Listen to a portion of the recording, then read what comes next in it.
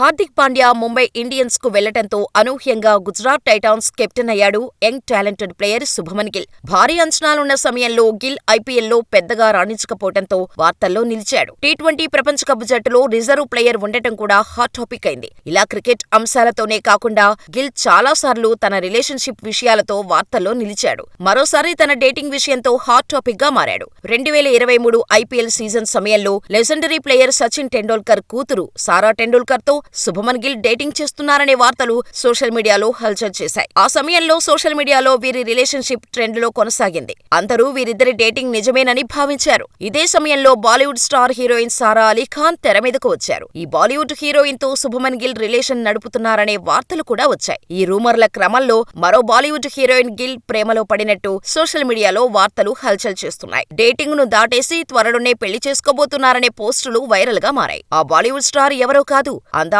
Beauty Ritima Pandit. Ritima Pandit Shubman గిల్లు ప్రేమలో ఉన్నారని పలు రిపోర్టులు వైరల్ గా మారాయి. వీరు త్వరలోనే పెళ్లి చేసుకోబోతున్నారని కూడా పేర్కొంటున్నాయి. ఈ వార్తలు సోషల్ మీడియాలో వైరల్ అయిన వెంటనే గిల్ గానీ రితిమా పండిట్ కానీ ఈ విషయంపై స్పందించలేదు. దీంతో ఇది నిజమేనని వార్తలు గుప్పుమన్నాయి. మరి దీనిలో ఎంత మేరకు నిజం ఉందో చూడాలి.